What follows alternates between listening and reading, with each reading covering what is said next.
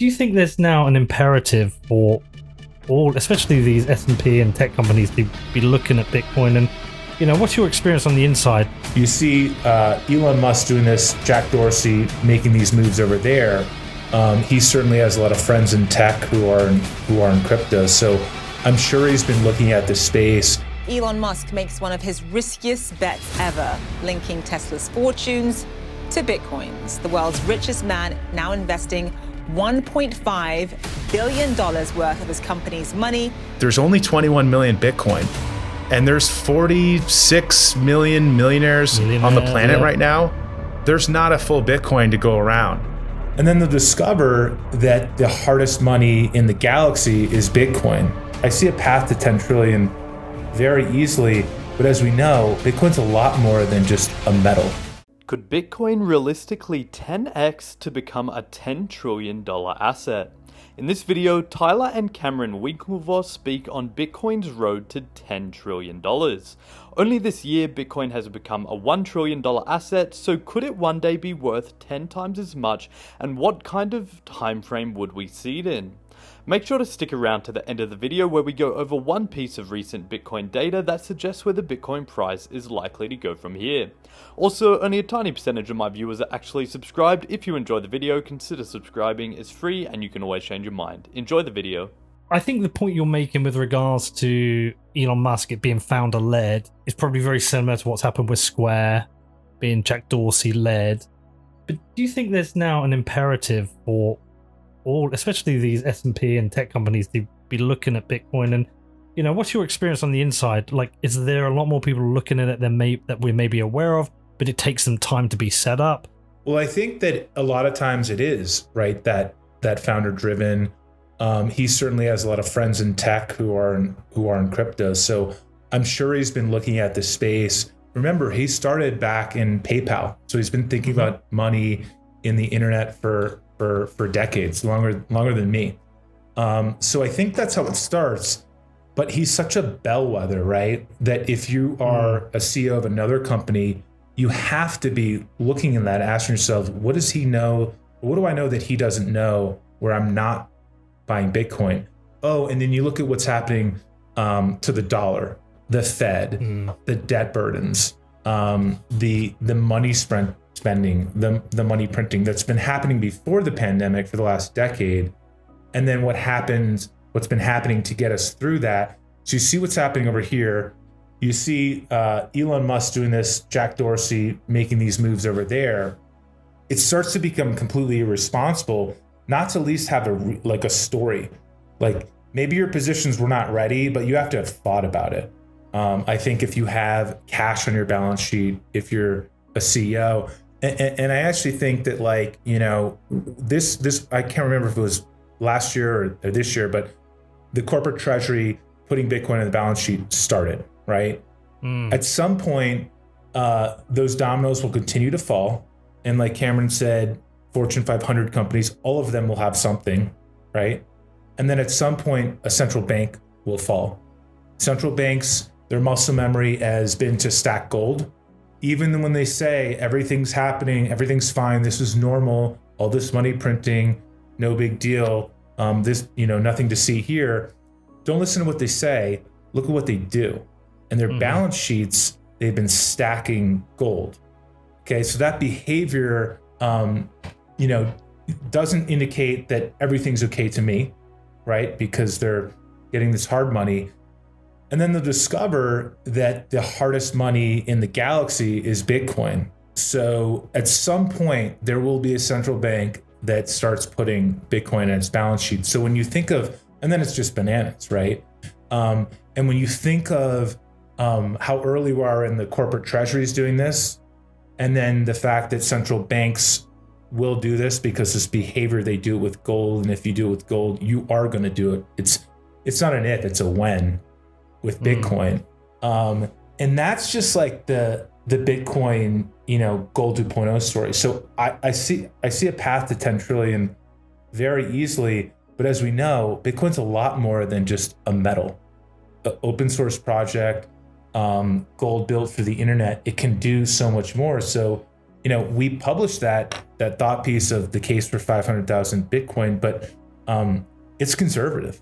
It could be a lot more. Well, the article made the front page of the Daily Mail website. I'm not sure if you know that. That's cool. Yeah, and look, I think there's also like even some intermediate steps, right? There's pension funds, and then there's sovereign wealth funds, which are sort of a proxy. The state would be like the LP of that, or the central bank. I'm sure they all have slightly different structures, but there are some really innovative and brilliant sovereign wealth funds out there. Singapore, Temasek, and all that stuff. These guys and gals are all long. They're long tech. They understand that. They're out on the curve, on the frontier. So it's just really a matter of time. But it's going to be sort of one of those mad dashes, as Tyler mentioned. I mean, I every once in a while I remind people on Twitter that there's only 21 million Bitcoin, and there's 46 million millionaires on the planet right now. There's not a full Bitcoin to go around. You don't want to be the millionaire who's not in that 21 million bucket. Right. Then you're no longer going to be a millionaire, right? And it's like being at a party, the music stops. You got to find that seat, and buying Bitcoin is like buying a pro rata seat on this network of money, this store of value network, and really time is of the essence. Mm-hmm. Yeah. One other thing is you're starting to see a lot of these big banks like Goldman Sachs, JP Morgan, Boney get into Bitcoin. That's all driven by their customers. Their private wealth customers are seeing what's happening with the price of Bitcoin. They're like, how do I get exposure? They're like, we don't know. We don't know how to do it. All the announcements coming out of that these banks are allowing their wealthy clients to buy Bitcoin. It's not, that's the announcement. They're freaking out because the wealthy clients are seeing they're seeing the price of Bitcoin, the best performing asset of the last decade. It's going to be the best this decade, and they can't touch it, right? So how are these private wealth managers doing their job if they literally can't get their clients Bitcoin? So that's driving it. That's what drives all these banks. Is ultimately it's the business case and the demand from their customers. And so, yeah, as the price keeps going up, like everybody's like, what are we doing here? The risk is sitting on the sidelines. The risk is doing nothing. I think that's the ultimate, like people are like, oh, how do you get comfortable with Bitcoin and holding Bitcoin? Like, how do you get comfortable not holding Bitcoin? Like, that's so much more risky. I would never take that bet over the last decade or the next decade or the one thereafter. So like, and that the way I think about it, the way you think about it, Peter, the way Cameron thinks about it, that's rapidly becoming the way everyone thinks about it. They're like, wait, I don't have chips on the table. That's kind of reckless and insane. I was just going to say, it's a bit like your friend Jelly Hands, Mr. Dave Portnoy, who sold all his Bitcoin after you recommended it to him. And now he was saying yesterday... Paper hands. I call him Jelly Hands. He's like, what's my entry price? I'm waiting for another entry price. And it's like, what? Are you going to wait for it to go to 100K and drop down to 80? Like, are you buying this to hold for a few weeks and sell it? Or like, are you buying this for a decade? I think DTGG or, Davey Day Trader Global likes to go in and out, right? But this is a patience play. You have to go long. And why do you still think Wall Street doesn't fully get this themselves? Like, I was talking to Preston Pish about this. And almost feels like the company treasury has leapfrogged Wall Street as the kind of like group of people in this bull run that has really been pushing the adoption of Bitcoin. What's happening like with the Wall Street guys? So it's an interesting question, and I think like it's no secret that the best trade over the past decade was really big tech. And it still is a great trade. But tech used to be sort of like this sector allocation. Hey, we're going to do a little tech here. We're going to do a little financial service, industrials, yada, yada. But really, you wanted to be heavily concentrated in a few symbols. But it's sort of obvious. And I think Peter Thiel described it as like too stupid to advise.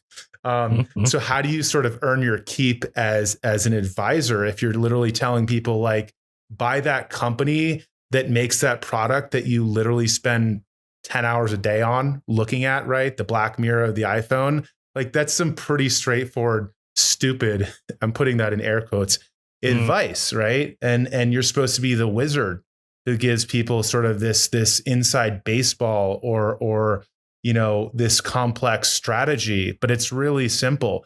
Bitcoin's a simple idea when you boil it down.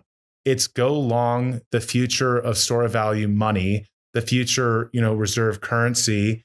Yes, you're gonna literally hodl it for years. Don't look at it, and you're gonna ask someone to collect a fee on that advice. It's kind of a hard sell, and so I think a lot of the resistance sometimes is this baked in belief of diversification and portfolio construction, and people making those straightforward, simple bets on the future sometimes become elusive in those environments. So there's the Winklevoss twins on Bitcoin becoming a $10 trillion asset and its road to get there.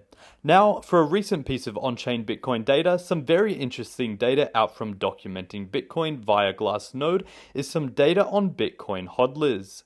Now, from this graph, we can see the relationship between the increase or decrease in illiquid Bitcoin supply. Essentially, the more green and the higher the bars are, the more Bitcoin holders there are and the more Bitcoin they are holding. As you can see, Bitcoin holders are only continuing to accumulate and grow at an extremely fast rate. This is great bullish data to see, and from essentially all the on-chain data coming out over the last few months, we can see holders removing supply from the market, pushing prices upwards. Let me know what you think of this on-chain data in the comments. I hope that provided you with some value. I'll see you guys in the next video, and as always, have a great day.